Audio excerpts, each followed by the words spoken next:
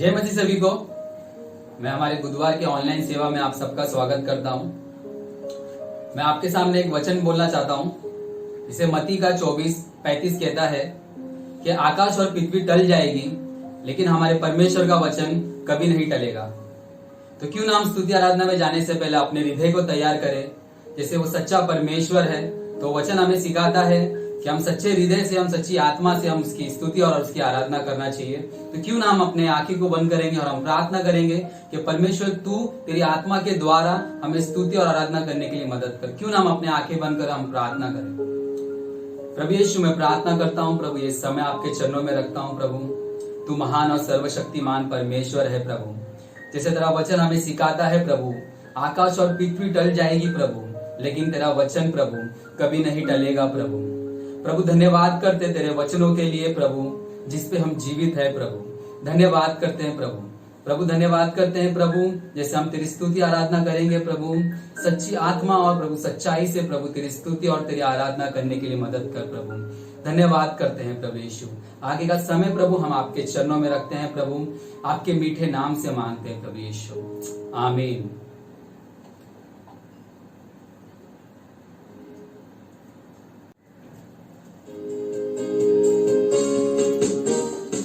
परम पिता की हम स्तुति गाए, वही है जो बचाता हमें।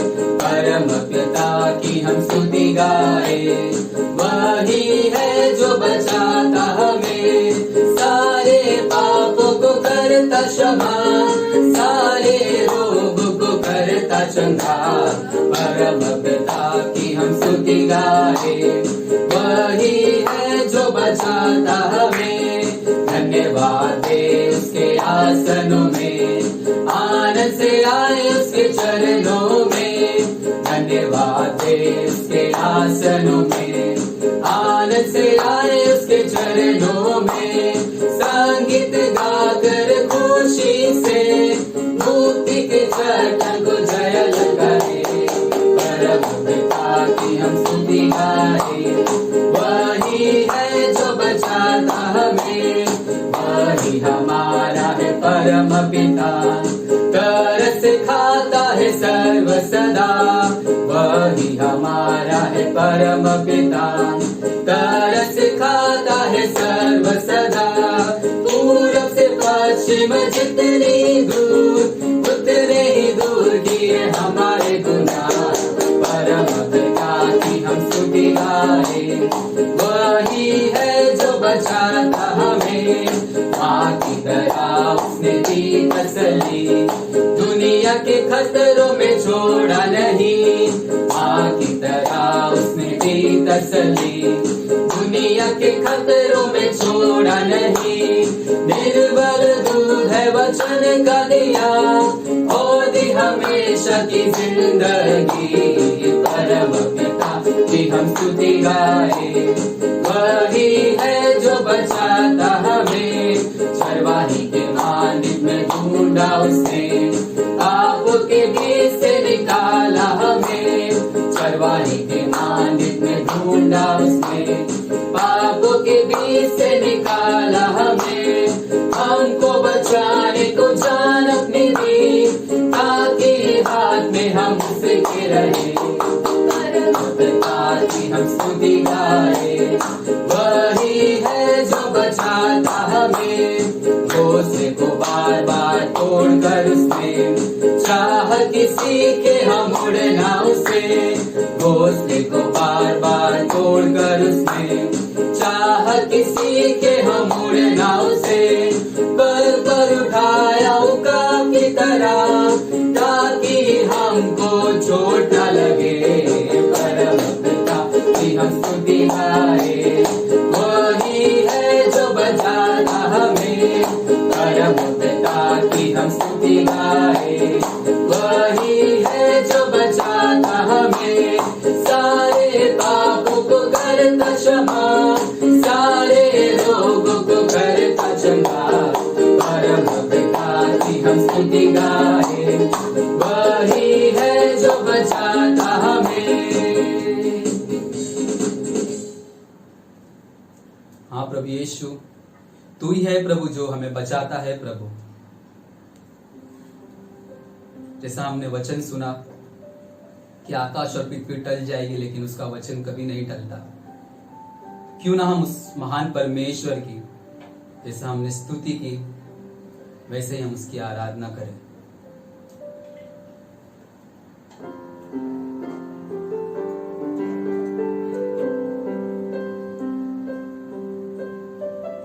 मेरे जीवन में तेरी यीशु जरूरत है। मेरे जीवन में तेरी यीशु जरूरत है। तेरे बिना मैं कैसे जीऊं, कैसे जीऊं तेरे बिन। पाप पर मैं कैसे जीतूं, मुख देखे तेरे बिन। तेरे बिना मैं कैसे जीऊं, कैसे जीऊं तेरे बिन। पाप पर मैं कैसे जीतूं, मुख देखे तेरे बिन। वचन पे भी मन ना लागे, तू सिखाए ना तू। वचन पे भी मन ना लागे, तू सिखाए ना तू। व्यर्थ जीवन मुरझा जाए, तू रहे ना तू। व्यर्थ जीवन मुरझा जाए, तू रहे ना तू।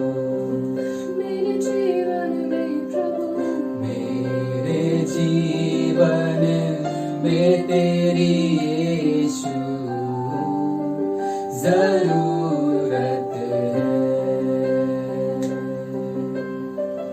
मेरे जीवन में तेरी यीशु जरूरत है। भटकूं तो मैं कहाँ जाऊं, घेरा तूने जो है। दर्शन मांगू पल पल तेरे, नम्र इस दिल से। भटकूं तो मैं कहाँ जाऊं, घेरा तूने जो है। दर्शन मांगू पल पल तेरे, नम्र इस दिल से। तेरे लहू के पाक बहाव में मुझको शुद्ध कर दे। तेरे लहू के पाक बहाव में मुझको शुद्ध कर दे। इस शरीर मंदिर में हरदम तेरी प्रसन्नता रहे। इस शरीर मंदिर में हरदम तेरी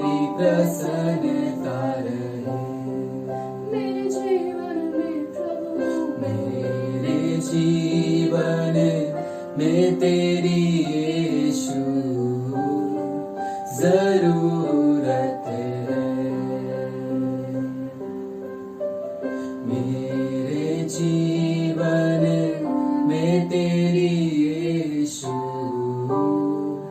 जरूरत है।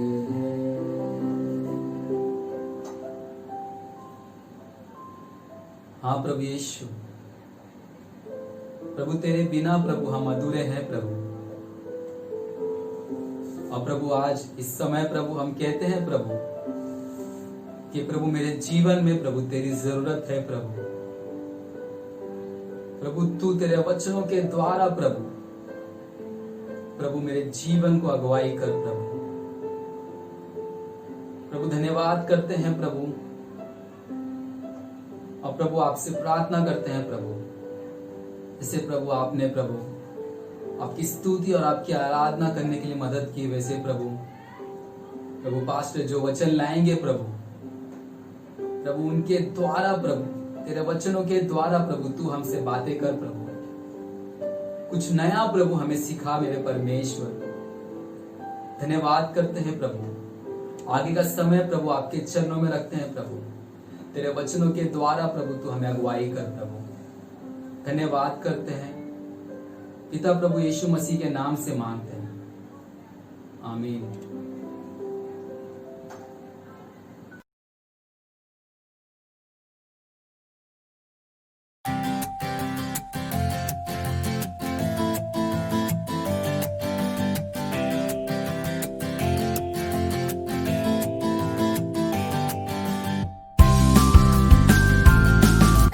Praise the Lord.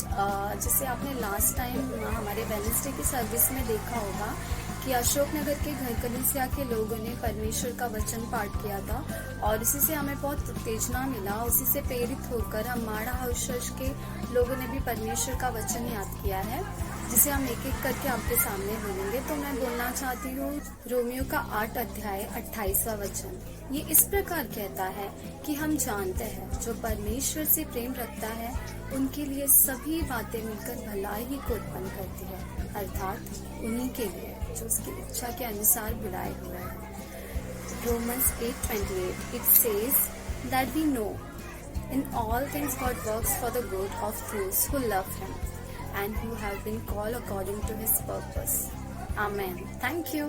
Praise the Lord. My name is Achita Yadav. I am going to say Psalms 23:1. The Lord is my shepherd, I shall not want. Amen. Thank you. Praise the Lord. My name is Aaron Mandal and I am from Mahada House Church. I am going to say my favorite words. Psalms 23:4. Yea, though I walk to the valley of shadow of the death, I will fear no evil, for you are with me. Your rod and your sword comfort me. Amen. Lord, my name is Anok and I am going to say Colossians 3:3. Set your minds on things above, not on earthly things, for you have died and your life is now hidden with Christ in God. Thank you. I am Nigel and I am from Mahada House Church and I am going to recite Psalms 121. I lift up my eyes to the mountains, where does my help come from? My help comes from the Lord, the maker of heaven and earth. You will not let your foot slip. He watches over you, will not slumber. Indeed, He watches over Israel, will neither slumber nor sleep. The Lord is your shade at the right hand. The sun will not harm you by day, nor the moon by night. The Lord will watch over you. The Lord will keep you from all harm. He will watch over your life, both now and forevermore. Thank you. Praise the Lord. My name is Ritika Mandal. I'm from Mahada House Church and I'm going to say a verse before you. John 14:27. Peace I live with you. My peace I give to you. Let not your heart be troubled, neither let it to be afraid. Praise the Lord. My name is Natasha and I'm going to recite Jeremiah 29:11. For I know the plans I have for you, declares the Lord. Plans to prosper you and not to harm you. Plans to give you hope and a future. Amen. मैं MHADA church से और मेरा नाम वर्षा माडे है। मैं आपके सामने अपना मन पसंदीदा वचन देना चाहती हूँ। रोमियो 6 अध्याय 23वां वचन। क्योंकि पाप की मजदूरी तो मृत्यु है, परंतु परमेश्वर का वरदान हमारे प्रभु मसीह यीशु में अनंत जीवन है। Thank you. मेरा नाम ऐश्वर्या है और मैं माड़ा हाउस से हूँ। मैं प्रभु का वचन बोलना चाहूँगी यशाया 53 का 5। परंतु वह हमारे ही अपराधों के कारण घायल किया गया, वह हमारे ही अधर्मों के कामों के हेतु कुचला गया, हमारे ही शांति के लिए उस पर ताड़ना पड़ी, फिर उसके कोड़े खाने से हम चंगे हो गए। Thank you. जय मसीह सभी को। मेरा नाम विजय भारद्वाज है। मैं महाड़ा हाउस चर्च से हूँ। मैं एक वचन बोलना चाहता हूँ, नीति वचन का 3 का 1। हे मेरे पुत्र, मेरे शिक्षा को न भूलना और अपने हृदय में मेरी आज्ञाओं को रखे रहना। Thank you. जय मसीह। मैं महाड़ा हाउस चर्च से हूँ। मेरा नाम पिंकी मंडल है।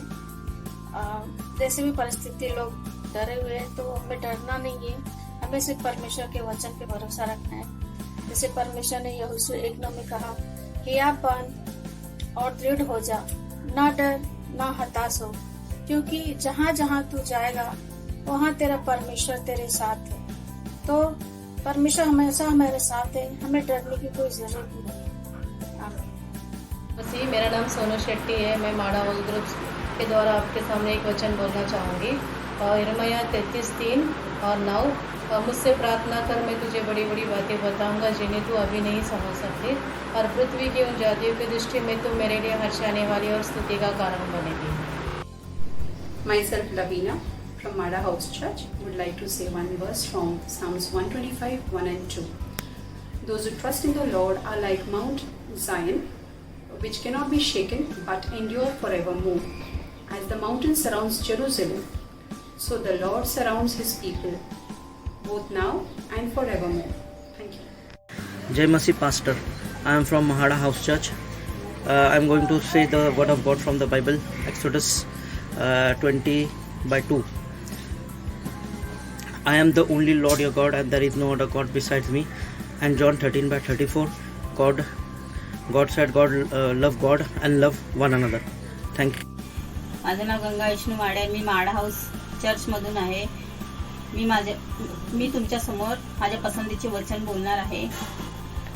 जे काही तुम्ही माणसासाठी करता ते करू नका, तर प्रभूसाठी जीवे भावे करा. कलस्से 3:23. जय मसीह। मेरा नाम तुलसी गौरी है। मैं प्रभु का वचन बोलना चाहती हूँ। नीति वचन 6 अध्याय वचन 23। आज्ञा तो दीपक है, शिक्षा ज्योति है, सिखाने वाले का डांट जीवन का मार्ग। आमीन।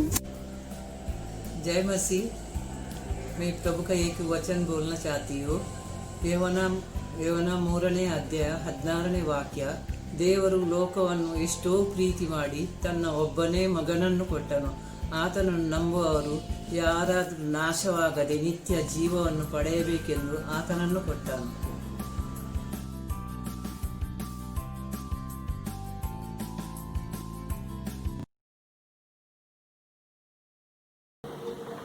जय मसीह कलीसिया। फिर से धन्यवाद देते हैं परमेश्वर को। इस बुधवार के शाम परमेश्वर ने हम सबको फिर से इकट्ठा किया है ताकि हम परमेश्वर के वचन से सीख सके, और धन्यवाद देते हैं परमेश्वर को इस बुधवार के शाम के लिए कि हर बुधवार हम इस तरह मिल सकते हैं और वचन से सीख सकते हैं। मैं विश्वास करता हूँ कि हम सब परमेश्वर के आशीष की आनंद ले रहे हैं, और परमेश्वर हमें अलग अलग रीति से अपने आशीष से भरपूर कर रहा है। और मैं विश्वास करता हूँ कि आपका जो जीवन है वो परमेश्वर ने संभाल के रखा, इसलिए हम धन्यवाद देते हैं परमेश्वर को। आज इस शाम के वक्त फिर से परमेश्वर ने वचन से हमें सीखने के लिए बुलाया है। आज जुलाई का 1 तारीख है 2020 में, और हमें ये पता है अब तक कि लॉकडाउन हमारे लिए और थोड़ा समय रहेगा, पर वचन से सीखने की इसके वजह से जो हमें मौका मिल रहा है उसके लिए मैं परमेश्वर की धन्यवाद देता हूँ। मैं एक नया सीरीज़, एक नया श्रृंखला आपके साथ शुरू करना चाह रहा हूँ, और इंग्लिश में मैं उसको getting back to the basics ऐसे मैं बुलाता हूँ कि जो हमारे लिए जो एकदम बेसिक है, जो हमारे लिए इम्पोर्टेंट है बातें, वहाँ पर हमें जाना। लेकिन ये बातें हम हमारे मसीही जीवन के शुरुआत से ही हम सीखना शुरू करते हैं। जैसे हम मसीही बनते हैं, हम कोई कलीसिया में जुड़ जाते हैं या हम कोई बाइबल स्टडी में जुड़ जाते हैं या किसी के अंडर हम शिष्यता के अभ्यास करने लगते हैं, तो उस समय हमें इन बातों को सिखाया जाता है। पर कई बार ऐसे हो जाता है कि उन बातों को हम भूल जाते हैं। हम दूसरी बातें जब सीखने लगते हैं उसमें ज़्यादा हम समय देते हैं और इन बातों को हम पीछे छोड़ देते हैं। और मैंने ये सोचा कि फिर से हम एक बार वहाँ पर जाएंगे और इन बातों को फिर से हम नए रूप से सीखेंगे और हम ये सीखने की कोशिश करेंगे कि आज के दिन भी हमारे लिए ये बातें कितना हमारे जीवन में उपयुक्त है, कितना इम्पोर्टेंट है हमारे जीवन में। क्योंकि अगर हमने इन बातों को हमारे जीवन से बाहर रख दिया तो हमारे मसीह जीवन में हम आगे नहीं बढ़ सकते हैं। जब से मैं मसीह में आया और मैं मसीह में बढ़ते गया, मेरा एक प्रार्थना था कि परमेश्वर मुझे आपके जैसे बनना है। इंग्लिश में जो हम शब्द इस्तेमाल करते हैं वो है Christ likeness, to become more like Jesus Christ. मेरा जो एक आखिर का जो गोल है, अंत में जहाँ मुझे पहुँचना है, वो ये है कि मैं प्रभु यीशु मसीह जैसे मैं बनूं। और इस जग में जब तक हम हैं, कठिन है, पर हम ये जानते हैं कि नामुमकिन नहीं है, क्योंकि हमने ऑलरेडी इन बातों को कई बार सीखा है कि परमेश्वर के लिए कोई बात नामुमकिन नहीं है। हर बात परमेश्वर कर सकते हैं और हमारे जीवन में वो बदलाव परमेश्वर कर सकते हैं। आज जो विषय हमें सीखना है वो पवित्र शास्त्र के बारे में सीखना है, बाइबल के बारे में सीखना है। और मैं आपको बताऊं, ये जो बाइबल है सिर्फ एक साधारण किताब नहीं है। अगर सिर्फ साधारण सा किताब होता तो हम उसको एक बार पढ़ लेते और उसको बाजू में डालते हैं। मुझे पता नहीं आप में से कितने लोग हैं जिनको किताबें बहुत पसंद है, और अगर आपको पढ़ना पसंद है तो आप नए किताब खरीदेंगे, उसको आप संपूर्ण रीति से पढ़ लेंगे, फिर आप या तो आपके लाइब्रेरी में उसे रखेंगे या आप कोई दूसरे को किताब दे देंगे। पर बहुत कम बार ऐसे होता है कि आपने अगर एक किताब खरीद लिया, उसको अगर आपने पढ़ लिया तो फिर से दोबारा उसको आप पढ़ लेते हैं, या 3 बार उसको पढ़ते हैं या 4 बार उसको उसी किताब को पढ़ते हैं। ज़्यादा हम नहीं करते ऐसे। पर बाइबल जो है, परमेश्वर की वचन जो हमारे पास है, वो मुझे पता नहीं मैंने कितने बार उसको पढ़ लिया है। और हर साल मेरा वो एक गोल रहता है। आप में से बहुत सारे लोगों का ये शायद गोल होगा कि साल में कम से कम एक बार मैं बाइबल को पढ़ लूँ। पर मेरा गोल उससे अधिक रहता है। सिर्फ एक बार नहीं, मैं अलग रीति से पढ़ लेता हूँ। और पर मेरे लिए अगर मैंने बाइबल पढ़ना बंद कर दिया, सीखना बंद कर दिया, बाइबल से जो मुझे मिलना है अगर वो मेरे जीवन में मैंने बंद कर दिया, तो मैं क्राइस्ट लाइक कभी नहीं बनूंगा, मैं प्रभु यीशु मसीह जैसे कभी नहीं बनूंगा। क्योंकि जितना मैं बाइबल को सीखता हूँ, बाइबल से सीखता हूँ और बातों को मैं सीखता हूँ, मुझे ये पता है कि नई नई बातें मुझे सीखने मिलता है। और परमेश्वर धीरे धीरे मेरे भीतर जो बदलाव लाना है वो लाता है और मेरे जीवन को संपूर्ण रीति से वो बदल देता है। आज आपके सामने मैं इन वचनों से सिखाने की कोशिश करूँगा और मेरा आपके साथ ये गोल है कि आप जब इस वचनों से सीखते हैं, आप आपके बारे में देखें कि आपके जीवन में प्रभु का वचन, परमेश्वर का वचन, बाइबल आपके जीवन में कितना इम्पोर्टेंट है, उसका मूल्य क्या है आपके जीवन में। और मैंने जो बाइबल स्टडी यहाँ पर लिखा है वो मैंने इंग्लिश में उसको बुलाया है the right use of the word of God. परमेश्वर के वचन का योग्य रीति से उपयोग करना, सही रीति से उसका उपयोग करना, ये मेरा आज का जो बाइबल स्टडी है उसका शीर्षक है। और मैं जब मेरे नोट्स को देखता हूँ मुझे ये समझ में आता है कि यहाँ पर 5 बातें आपको मुझे सिखाना है। मैं संपूर्ण बातों को एक बाइबल स्टडी में आपको नहीं सिखा पाऊँगा, तो इस विषय को हम आज के बुधवार और आने वाले बुधवार में हम सीखेंगे और उसके बाद में हम आगे वाले विषय पर हम जाएंगे। पर आज जो बातें हमें सीखना है, अगर आपके पास बाइबल है तो प्लीज़ आप आपके बाइबल खोलिए। हम साथ जाएंगे व्यवस्था विवरण उसके 11वां अध्याय में और 18 से 21 वचन हम पढ़ेंगे। We want to study together on the Word of God, and I have called the study that we are doing, we are starting today as the right use of the Word of God. The Word of God has so much to teach us. I have 5 things to teach you. I may not be able to do all of it today, so we will look at some of it today and some of it next week. Let's open our Bibles to understand God's Word. Deuteronomy chapter 11, and we'll read from verses 18 to 21. व्यवस्था विवरण उसका 11वां अध्याय 18 से 21 इन वचनों से हम पढ़ेंगे। पर वो वचन पढ़ने से पहले मैं आपको और एक बात बता दूं कि ये जो किताब है व्यवस्था विवरण, ये माना जाता है कि मूसा ने इस किताब को लिखा। जो बाइबल में पहले जो 5 किताबें हैं वो मूसा ने लिखा, ऐसे बताया जाता है। और इस जग के शुरुआत से यानी उत्पत्ति में जब इस परमेश्वर ने इस जग को जब बनाया वहाँ से लेकर कहानी हम पढ़ते हैं। व्यवस्था विवरण में जब हम आते हैं आपको ये जानकारी होगा कि व्यवस्था विवरण उस समय की घटना है जब इज़राइल के राष्ट्र जो मिस्र देश से बाहर आए थे, 40 साल वो रेगिस्तान में घूमे थे और वो कनान देश जो देश परमेश्वर ने उन्हें बताया था शुरुआत से, वहाँ पर वो पहुँच गए हैं। और सिर्फ उनको अब आगे जाना है और उस राष्ट्र को, उस जगह को उन्हें अपने आप के लिए हासिल करना है।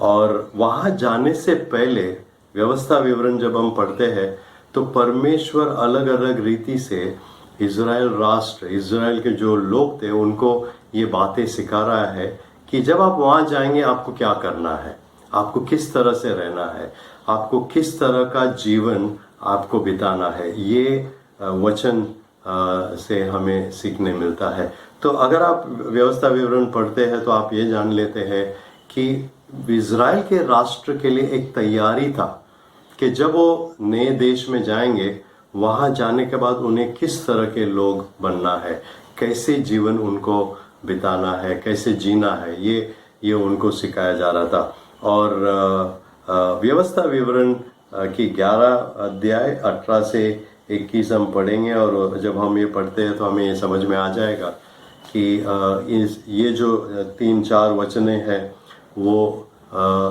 परमेश्वर के वचन के बारे में लिखा गया। आइए हम बाइबल से पढ़ेंगे। अब व्यवस्था विवरण 11:18 से 21 ऐसा लिखा है, इसलिए तुम मेरे ये वचन अपने अपने मन और प्राण में धारण किए रखना और चिन्ह के रूप में अपने हाथों पर बांधना, और वे तुम्हारे आंखों के मध्य में टीके का काम दे।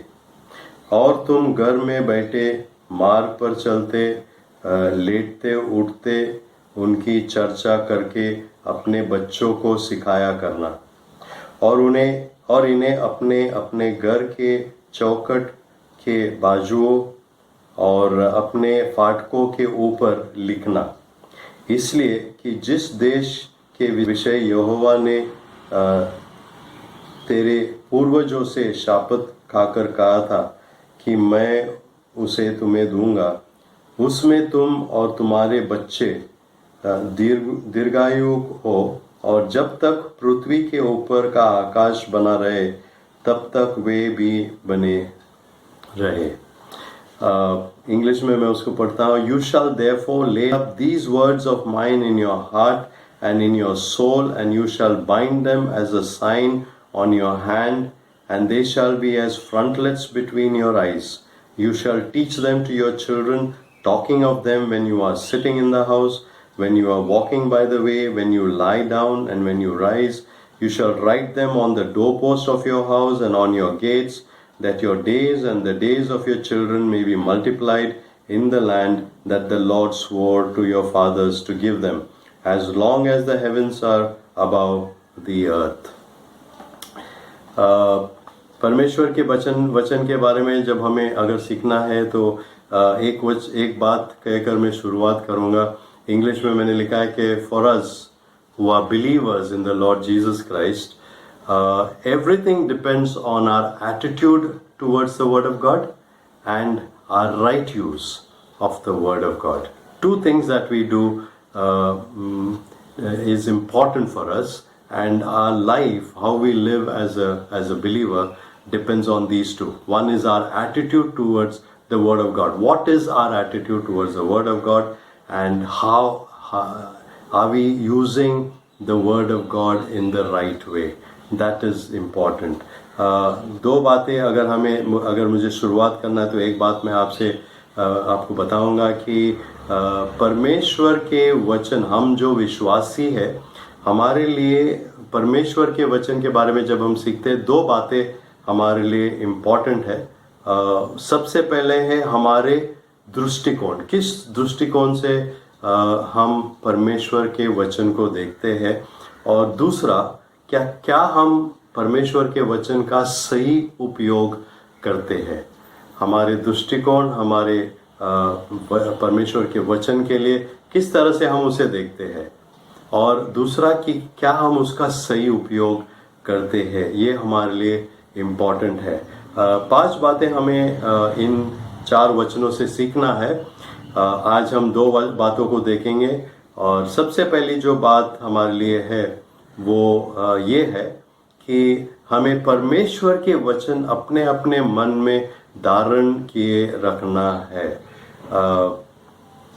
The first thing that we have to learn about the Word of God when we study these 4 scriptures, verses, is we are to lay up God's Word in our heart. We have to lay up God's Word in our heart. ये 18 वचन में हम पाते हैं कि हमें परमेश्वर के वचन अपने अपने मन में धारण किए रखना है. 18 वचन फिर से हम पढ़ लेंगे.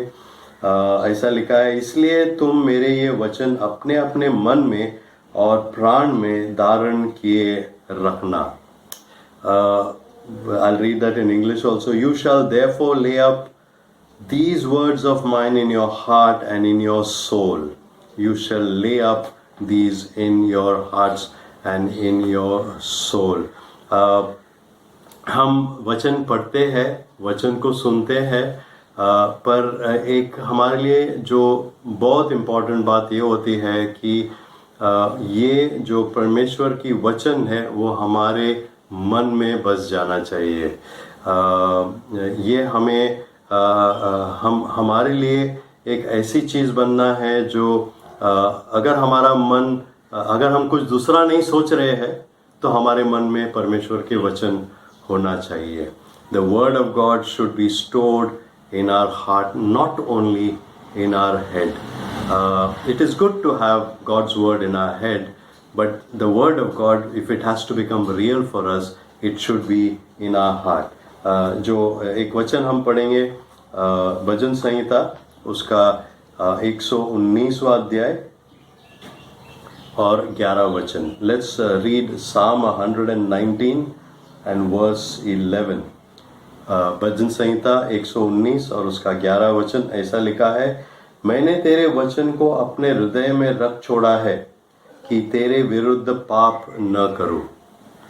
इंग्लिश में लिखा है, I have stored up your word in my heart that I might not sin against you. ये जब हम इस भजन संहिता को देखते हैं, ये बात हमारे लिए एकदम स्पष्ट हो जाता है. इस विशेष इस वचन को जब हम पढ़ते हैं कि मैंने पर अगर मैंने परमेश्वर के वचन को मेरे मन में, अगर मेरे हृदय में अगर मैंने उसको संभाल के रखा है तो मैं पाप नहीं करूँगा। If I have stored your word in my heart, I will not sin against you. अगर मैं परमेश्वर के वचन मेरे हृदय में, परमेश्वर का वचन अगर रहता है तो मैं पाप नहीं करूँगा, क्योंकि शैतान मुझे उस समय, अगर मैं वचन के बल पर अगर मैं खड़ा रहूँगा तो वचन परमेश्वर, शैतान मुझे कुछ नहीं कर सकता, क्योंकि परमेश्वर की उपस्थिति अपने वचनों के द्वारा मेरे जीवन में रहता है। हमारे लिए यहाँ पर मैं एक बात बताना चाहूँगा और मैं उसको पढ़ूँगा। ऐसे लिखा है मैंने कि we are to hear God's word, to believe it, to receive it, to apply it and translate into our lives. 5 बातों को मैंने यहाँ पर लिखा है कि परमेश्वर के वचन को हमें सुनना है, उस पर विश्वास करना है, उसको स्वीकार करना है, उसको लागू करना है हमारे जीवन में और उसका अनुकरण अपने रोजाना जीवन में करना है। 5 बातें यहाँ पर है और हर एक को हम देखेंगे। सबसे पहले वचन को हमें सुनना है। यहाँ पर या तो मैं सुनना है इस्तेमाल करूँगा, नहीं तो पढ़ना है ये इस्तेमाल करूँगा। Either I have to read God's word or hear God's word, पर God's word should be a part of me. मुझे वचनों को या तो पढ़ना है या तो सुनना है। बहुत सारे लोग हैं, हम में से भी बहुत सारे हैं जो पढ़े लिखे नहीं हैं, हम पढ़ नहीं सकते हैं, पर हम वचन को सुन सकते हैं। तो ये पहली बात हमें करना है, या तो हमें वचन को पढ़ना है, नहीं तो हमें किसी को बोलना है कि वचन को वो हमें पढ़कर सुनाए। ये हमारे लिए इम्पोर्टेंट है। परमेश्वर के वचन को हमें सुनना या पढ़ना बंद कभी नहीं करना है। आज के दिनों में ऑडियो बाइबल आता है। जिन लोगों को पढ़ना नहीं आता है, आप ऑडियो बाइबल जो है आप उसको आपके मोबाइल में या दूसरा कोई अलग तरीके से आपको वो वचन को आप सुन सकते हैं। और मेरे पास इंग्लिश में वो है और मैं कई बार अगर मुझे सिर्फ सुनना है तो मैं ईयरफोन लगा के उसको सुन लेता हूँ। तो ये पहली बात हमें करना है, परमेश्वर के वचन को हमें सुनना है। परमेश्वर को वचन को हमें सुनना है या पढ़ना है, ये हमें करना है। दूसरी बात जो यहाँ पर लिखा है, परमेश्वर के वचन पर हमें विश्वास करना है। Second thing we need to do after we have heard God's word or we have read God's word is we have to believe God's word. हमें परमेश्वर के वचन पर विश्वास करना है। क्यों विश्वास करना है? इसलिए विश्वास करना है क्योंकि परमेश्वर का वचन सच्चा है, खरा है। परमेश्वर का वचन सही है। God's word is true. God's word is real. God's word has no duplicate in it. God's word is genuine. परमेश्वर के वचन जो आज हमारे पास, और हम बहुत खुशनसीब लोग हैं कि हमारे पास संपूर्ण बाइबल है। हमारे पास पुराना नियम है, हमारे पास नया नियम है। परमेश्वर के वचन जो परमेश्वर के दासों के द्वारा, पवित्र आत्मा के द्वारा परमेश्वर ने वचन उनको दिया और उन्होंने उसको लिख लिया। और आज के दिन अगर हम बोले तो लगभग 3,500 साल पहले से आज तक वो वचन हमारे हाथ में रहा है। हमें ये बताया जाता है कि जो आखिर का किताब हमारे बाइबल में है, रेवलेशन, जो प्रकाशित वाक्य की किताब जो है, ऐसे बताया जाता है कि 80 और 90 के बीच में जब हम, जैसे आज हम 2020 के साल में है, उस तरह 80 या 90 इस साल में वो आखिर का किताब लिखा गया था। और उस दिन से लेकर आज तक परमेश्वर वचन को संभाल के रखा गया है। और आज हमारे पास संपूर्ण बाइबल है और हम संपूर्ण बाइबल हमारे हाथ में है। हमें उस पर विश्वास करना है। हमें कभी ये शक नहीं करना है कि ये परमेश्वर का वचन नहीं है। बहुत सारे लोग इस पर चर्चा करते हैं। बहुत सारे ऐसे लोग हैं जो बाइबल कॉलेज जाते हैं, बाइबल सीखने के लिए बाइबल कॉलेज जाते हैं, पर वहाँ जाने के बाद वो ये भी बोलते हैं कि नहीं, बाइबल में सब कुछ लिखा है, उस पर हम विश्वास नहीं करते, हमें भरोसा नहीं होता है। पर आज मैं आपको ये बता दूं कि परमेश्वर के वचन पर हमें विश्वास करना है। हर एक वचन जो यहाँ पर लिखा है वो परमेश्वर का वचन है, उस पर हमें विश्वास करना है। तीसरी बात जो यहाँ पर हमें करना है, हमें परमेश्वर की वचन को स्वीकार करना है। स्वीकार करना, उसका मतलब क्या है? बहुत सारे हैं। मैं एक मसीही घर में बड़ा हुआ और मुझे ये पता है हमारे घर में तो बाइबल कभी भी था शुरुआत से, लेकिन एक बात ये थी कि बाइबल किस तरह से पढ़ा जाता था, बाइबल को हम कितना स्वीकार करते थे, उस पर बहुत शक था। आज भी अब आप जाएंगे, बहुत सारे ऐसे मसीही घर है जहाँ पर बाइबल तो बहुत सारे पढ़े होंगे, लेकिन उस बाइबल को वो स्वीकार नहीं करते, उस बाइबल पर वो विश्वास नहीं करते हैं। आज आपको और मुझे इस बाइबल को स्वीकार करना है और हमें ये विश्वास करना है कि इसमें हमारे लिए सब कुछ है। हमें और कहीं जाने की ज़रूरत नहीं, और कोई किताब की ज़रूरत नहीं है। बाइबल हमारे लिए बहुत कुछ है। हम दूसरे किताबें, अखबार, लाइब्रेरी में जाके बहुत सब पढ़ते हैं क्योंकि हमें जानकारी चाहिए और इन्फॉर्मेशन चाहिए और बातें हमें सीखना है, इसलिए हम दूसरे किताबों को पढ़ते हैं। लेकिन बाइबल को हमें स्वीकार करना है कि ये परमेश्वर का दिया हुआ किताब हमारे लिए है। तो तीसरी बात होती। चौथी बात ये है कि हमें परमेश्वर के वचन हमारे जीवन में उसको लागू करना है। हमारे जीवन में सिर्फ बाइबल पढ़ना, उस पर विश्वास करना और उसको बाजू में रखना बस नहीं होगा। जब परमेश्वर के वचन हम सीखते हैं, जब हम सुनते हैं, फिर हम उस पर विश्वास करते हैं, उसको हम स्वीकार करते हैं, उस जो वचन को हम स्वीकार करते हैं उसको हमारे जीवन में हमें लागू करना है।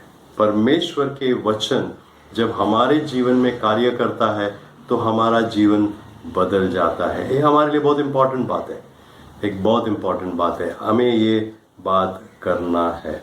पांचवी बात जो यहाँ पर लिखा है वो ये है कि उसका अनुकरण अपने रोजाना जीवन में करना चाहिए। बहुत सारे लोग ये बोलते हैं कि मैं बाइबल पढ़ता हूँ, मैं सवेरे बाइबल पढ़ता हूँ, पर सवेरे बाइबल पढ़ने के बाद में दिन भर क्या परमेश्वर के वचन आपके जीवन में कार्य करता है या वो सिर्फ सवेरे के लिए है? मैंने सवेरे बाइबल पढ़ लिया, मेरा अब बाइबल के साथ जो संबंध है वो खत्म हो जाता है, अब मैं दिन भर का जीवन मुझे जैसे करना है, जैसे जीना है वैसे मैं जीऊंगा, वैसे नहीं होना है। The fifth thing that we have to look at, and I'll go through all of them once again for you. We have to hear. We need to be those who will hear God's word, receive God's word. We have to be those who will believe it. We have to be those who will believe the word of God. We have to receive the word of God, make it ours. Number 4, we said we need to apply God's word in our life. And number 5 is we have to translate it into daily living. हमारे रोज के जीवन में परमेश्वर का वचन हमारे द्वारा कार्य करना है। और जब हम सीखते हैं वचन से, जब उससे हम हमारे जीवन में उपयोग करते हैं, उस जो पढ़ते हैं उसके अनुसार जब हम जीते हैं और उसके अनुसार हमारे रोज के जीवन में अगर हम अनुकरण करते हैं तो हमारा जीवन बदल जाएगा, हमारा जीवन बदल जाएगा। 2 वचन हम पढ़ेंगे इस समय। सबसे पहले हम पढ़ेंगे इब्रानियों की किताब उसका 4था अध्याय और 2रा वचन। Let's turn in our Bibles to Hebrews chapter 4 and verse 2। Hebrews 4 and verse 2, इब्रानियों की किताब 4था अध्याय और 2रा वचन ऐसा लिखा है कि क्योंकि हमें उन्हीं की तरह सुसमाचार सुनाया गया है, पर सुने हुए वचन से उन्हें कुछ लाभ न हुआ, क्योंकि सुनने वाले के मन में विश्वास के साथ नहीं बैठा। For good news came to us just as to them, but the message they heard did not benefit them because they were not united by faith with those who listened. उन्होंने वचन को तो सुन लिया, लेकिन वचन के अनुसार उन्होंने अपना जीवन में बदलाव नहीं किया. They received the word, but the word did not make any change in their life. दूसरा वचन हमें पढ़ना है वो याकूब की किताब में है. याकूब की किताब उसका पहला अध्याय और 22वां वचन. जेम्स चैप्टर 1 वर्स 22 ऐसे लिखा है, परंतु वचन पर चलने वाले बनो और केवल सुनने वाले ही नहीं जो अपने आप को धोखा देते हैं.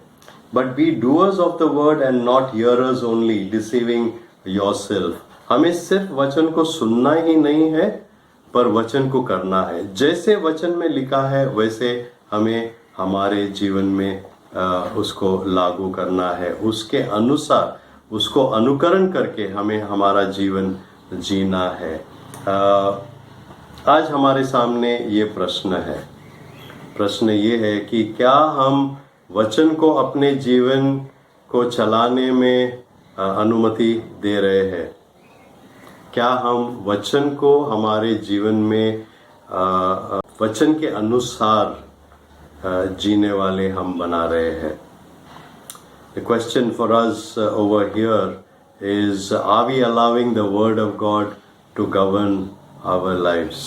क्या हम वचन को अपने जीवन को चलाने की अनुमति दे रहे हैं? Are we allowing the word of God to run our life, to live the life the way we need to live our life? दूसरा प्रश्न हमारे लिए ये है, आप किस हाल में जीते हैं? आप किस हाल में जीते हैं? By what do you live? By what do you live? On what does your life basically depend? तीसरा प्रश्न हमारे लिए वहाँ पर ये है कि परमेश्वर के स्तर पर जीने के लिए हमें उसके वचन को अपने हृदय में रखना चाहिए. To live by God's standard, we must lay up God's word in our hearts. अगर हमें हमारे जीवन को परमेश्वर के वचन के अनुसार जीना है तो हमें सबसे पहले परमेश्वर के वचन को हमारे हृदय में उसको रखना है. We need to store God's word in our heart. Then we will be able to live according to the word of God. परमेश्वर के वचन हमारे जीवन में बस जाना है और जब वो होता है उस समय हम उसके अनुसार हम जिएंगे. एक वचन और मैं पढ़ूंगा, कुलुसियों उसका 3 अध्याय और 16 वचन. Colossians chapter 3 and verse 16 ऐसे लिखा है, कुलुसियों 3:16 में, मसीह के वचन को अपने हृदय में अधिकाई से बसने दो और सिद्ध ज्ञान सहित एक दूसरे को सिखाओ और चिताओ और अपने अपने मन में अनुग्रह के साथ परमेश्वर के लिए भजन और स्तुति गान और आत्मिक गीत गाओ. Let the word of Christ dwell in you richly, teaching and admonishing one another in all wisdom, singing psalms and hymns and spiritual songs with thankfulness in your hearts to God. परमेश्वर के वचन हमारे अपने अपने मन में धारण किए रखना है. ये हमारे लिए सबसे पहली बात सीखना है. दूसरी बात जो आज हमें सीखना है वो ये है कि हमें परमेश्वर के वचन को हमेशा अपने सामने रखना है. The second thing that we have to study about the word of God this evening is that we are to keep God's word always before us. Now that is in verse 18 of Deuteronomy chapter 11.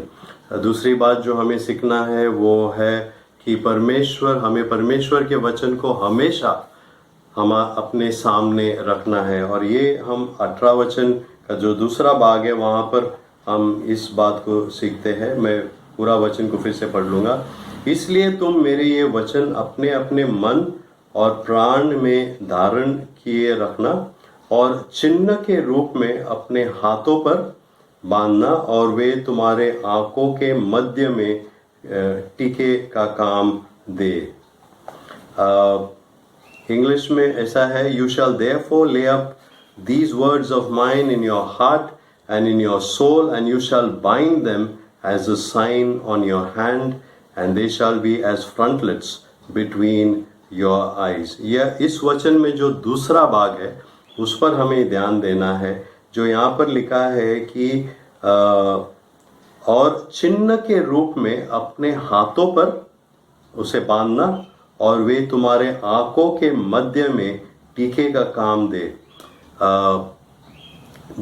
I want us to focus on the second part of that verse where it says, and you shall bind them as a sign on your hand, and they shall be as frontlets between your eyes.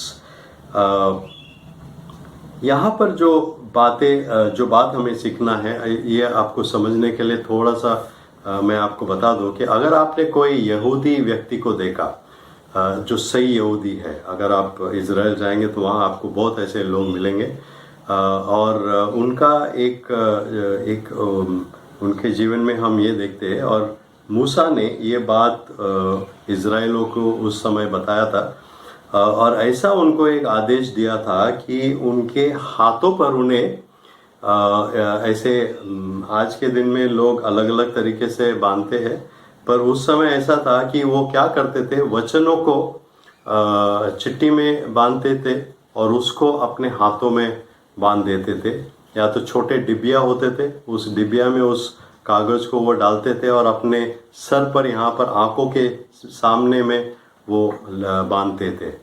और ये एक बात है जो हमें समझना है. We need to understand this point. We need to go to and understand the Jewish custom or Jewish practices of wearing what we call in English as phylacteries. These are basically little boxes containing portions of scripture which was worn on their arm and their forehead. अब इन वचनों को वो छोटे कागज में बांध के अपने हाथों में या अपने आंखों के बीच में वो बांधते थे. और आप ये सोचेंगे कि सिर्फ ये दो जगह पे क्यों, और कहीं पर वो उसको क्यों नहीं बांधते थे. अब हमें ये समझना है कि ये दो बातें हैं बहुत इम्पोर्टेंट है, और यहूदी के लिए उनके हाथ और उनके आंखें काफ़ी एक इम्पोर्टेंट रोल करता था. और जब मूसा इन बातों को यहाँ पर लिखता है, उससे वो ये बताना चाहता है कि हमारे हाथ और हमारे आंखें वचन के अनुसार चलना चाहिए. यानी हमारे हाथ जो करेंगे वो वचन के अनुसार होना है, और हमारे आंख जो देखेंगे वो वचन के अनुसार होना है. उसका मतलब ये है, इंग्लिश में मैं ऐसे लिखा कि we see that our eyes and hands are to be governed by the word of God. What we see and what we do are to be in line with God's truth. Hindi के notes में मैंने ऐसे लिखा है कि वो भी हम देखें कि हमारे आंखें और हाथ वचन के द्वारा शासित है. हम क्या देखते हैं और हम क्या करते हैं वो परमेश्वर के सच्चाई के अनुसार होना चाहिए. जो हम देखते हैं और जो हम करते हैं वो परमेश्वर के वचन के अनुसार होना है. और आप अपने आप के लिए इन बातों को सोचिए कि आपके हाथ जो करते हैं वो किसके अनुसार करते हैं. आपके हाथ जो भी करते हैं, जो काम आप करते हैं, जो व्यवसाय आपका है, जो भी कार्य आप आपके हाथों से करते हैं, उसको कौन चलाता है? कौन इन हाथों को आज्ञा देता है कि कुछ करो या कुछ मत करो? कौन देता है? कहाँ से वो आज्ञा आता है? और यहाँ पर हमें वचन सिखाता है कि वो परमेश्वर के वचन के अनुसार होना है. दूसरी बात जो है आंखों की बात है. हमारे आँख तो सब कुछ जो हमारे सामने है वो हम देख सकते हैं, पर प्रश्न हमारे लिए ये है कि क्या हम देखेंगे? हमारे आंखों को कौन आज्ञा देगा कि वो क्या देखे या क्या नहीं देखे? और उत्तर हमारे लिए ये है कि वो परमेश्वर के वचन वो आज्ञा देता है. We do things according to the word of God. There are 1001 problems relating to Christian conduct that arise in the life of every Christian. Is it right to go here? Is it right to do that? The Bible has the answers. हमारे जीवन के सामने अलग अलग तरीके के चुनाव आते हैं, प्रॉब्लम्स आते हैं, चुनौतियां आते हैं, पर हमारे लिए और उस समय में हमारे लिए प्रश्न होता है कि ये करना चाहिए या वो करना चाहिए, ये इसके अनुसार जीना है या उसके अनुसार जीना है। और हमें वहाँ पर उत्तर अगर हमें चाहिए तो बाइबल में हमें मिलता है, वचन में हमें मिलता है। The Bible has the answer and we are to keep the word always before us so that we see and we do everything in the light of God's word. पवित्र शास्त्र इसका उत्तर देती है कि हम हमेशा परमेश्वर के वचन को अपने सामने रखना है, तो फिर हम परमेश्वर के वचन के प्रकाश में सब कुछ देखते और करते हैं। शायद हमने इन बातों को इतने गौर से कभी नहीं देखा है कि जो हम करते हैं, जो हम देखते हैं, जो हमारे जीवन को चलाता है, वो क्या परमेश्वर के वचन के अनुसार है या और कुछ है। क्योंकि ये हमारे लिए बहुत इंपॉर्टेंट है। हम जो कार्य करते हैं, परमेश्वर ने हमें स्किल्स दिया है, हमें ट्रेनिंग दिया है, हम बहुत कुछ कर सकते हैं, पर जो परमेश्वर ने हमें दिया है, दान दिया है, स्किल्स दिया है, वो हम कैसे इस्तेमाल करते हैं। हम जो काम करते हैं, जो कार्य करते हैं, उसके लिए हमें मार्गदर्शन कहाँ से आता है? परमेश्वर के वचन से आना है। क्योंकि हम ये मानते हैं कि परमेश्वर के वचन में हमारे हर प्रश्न का उत्तर परमेश्वर देता है। हर तरह की जो प्रश्न हमारे पास होंगे, उस प्रश्नों का उत्तर परमेश्वर वचनों के द्वारा हमें देता है। तो आज आपके आंखों के सामने आपको मार्गदर्शन करने वाला या आपको राह दिखाने वाला कौन है या क्या है?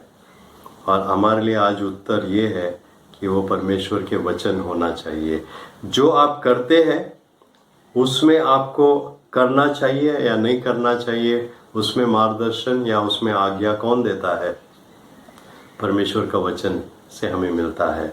और कई बार हम इन बातों को भूल जाते हैं। इसलिए जो दूसरी बात आज हम सीख रहे हैं वचनों के बारे में, वो ये है कि हमें परमेश्वर के वचन को हमेशा अपने सामने रखना है। जब भी आपके सामने कोई चुनौती हो, जब भी आपके पास सामने एक ऐसा स्थिति हो जहाँ पर आपको एक मार्ग चुनना है, एक निर्णय को लेना है, तो आपको क्या करना है? परमेश्वर के वचन को आपके सामने रखना है, परमेश्वर के वचन को आपको पढ़ना है, उससे आपको मार्गदर्शन लेना है और उसके अनुसार आपका जीवन आपको आगे बढ़ाना है। आज यहाँ पर मैं रोकता हूँ। आपके सामने दो बातें हमने देखे हैं। पहली बात हमने देखे वचनों के बारे में। आज हमने ये देखा कि हमें परमेश्वर के वचन अपने अपने मन में धारण किए रखना है। हमारे मन में, हमारे प्राण में हमें परमेश्वर के वचन को धारण किए रखना है, उसके अनुसार हमारा जीवन होना चाहिए। और दूसरी बात हमने देखा कि हमें परमेश्वर के वचन को हमेशा अपने सामने रखना है। हमेशा परमेश्वर के वचन हमारे सामने होना चाहिए। आज आप अपने आप से ये प्रश्न कीजिए कि क्या आपका जीवन इस तरह है? क्या परमेश्वर के वचन को आपने अपने मन में जमा के रखा है क्या? उसको वहाँ पर आपने जगह दिया है क्या? दूसरी बात आपको उत्तर देना है आज कि क्या जो भी आप करते हैं हमेशा क्या आप परमेश्वर के वचन को आपके सामने रखकर उसके अनुसार आप जीते हैं क्या? आइए हम प्रार्थना करेंगे। 1 मिनट के लिए मैं शांत रहूँगा और उस समय आपसे मैं ये विनती करूँगा कि अपने जीवन को इस समय आप जांच कीजिए। वचनों के बारे में जब हम बात करते हैं तो वचनों को हम क्या स्थान देते हैं, और जो बातें, 2 बातें आज हमने देखे, क्या वो हमारे जीवन में है? कि आप उसका उत्तर दीजिए। क्या परमेश्वर के वचन आपके मन में धारण किया आपने रखा है. Two things we have to look at this morning as we pray. First one is, have we laid God's word in our heart? क्या परमेश्वर के वचन हमारे दिल में, हमारे मनों में, हमारे प्राण में हमने उसे धारण करके रखा है? ये आप उत्तर देना है. दूसरी प्रश्न जो आपके सामने है कि क्या परमेश्वर के वचन हमेशा आपके सामने रहता है? जो भी आप करते हैं, जो भी आप देखते हैं, उसमें क्या परमेश्वर का वचन आपके सामने रहता है? ये इम्पोर्टेंट है. अपने आप के लिए समय प्रार्थना कीजिए और मांगिए परमेश्वर से, परमेश्वर आज आप मुझे मदद कीजिए कि मैं परमेश्वर के वचन को मेरे मन में मैं धारण करके रखूंगा. परमेश्वर आप मुझे मदद कीजिए कि परमेश्वर के वचन, आपका वचन हमेशा मेरे सामने रहेगा. आज हम परमेश्वर से दो बातों को मांगेंगे. Let's ask God that God's word will be in our hearts, in our minds. That God's word will always be before us.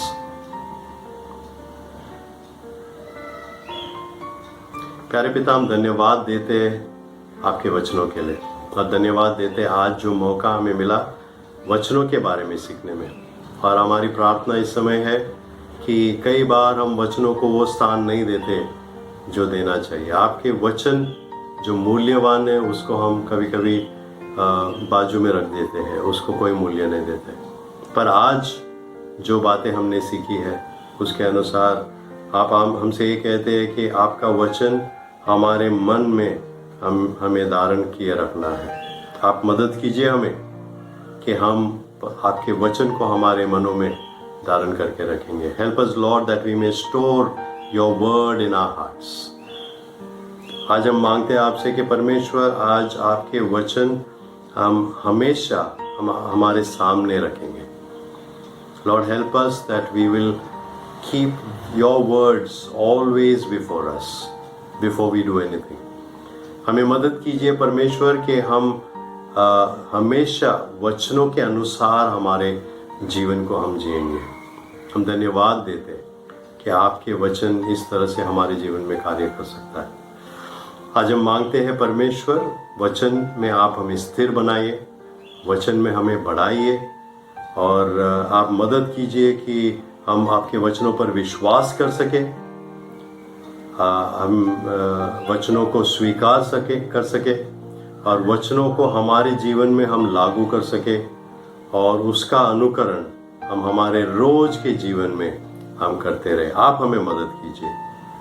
हम अपने आप को आपके हाथ में देते, धन्यवाद देते इस वचनों के लिए, धन्यवाद देते पवित्र आत्मा के लिए जो आज फिर से हमें वचनों से सिखाया है और हमें मदद किया है कि हम वचनों को हमारे जीवन में उसका जो मूल्य है वो हम समझ सके. फिर से हम सबको आपके हाथ में देते, धन्यवाद देते इस समय के लिए और आपने वचनों के लिए. आप हमें संभाल के रखिए और जो भी हम करते हैं आपके वचन हमारे सामने हमेशा रहे. फिर से धन्यवाद देते हैं, अपने आप को आपके हाथ में देते. प्यारे पिता के धन्यवाद देते हैं कि हम इस वचनों को आज सीख सके. धन्यवाद देते हैं फिर से, अपने आप को आपके हाथ में देते हुए प्रभु यीशु मसीह के नाम ये सब प्रार्थना करते हैं. आमीन. आमीन. परमेश्वर आपके साथ रहे, परमेश्वर आपको संभाल के रखे और आपको वचनों में बढ़ाते रहे. आमीन.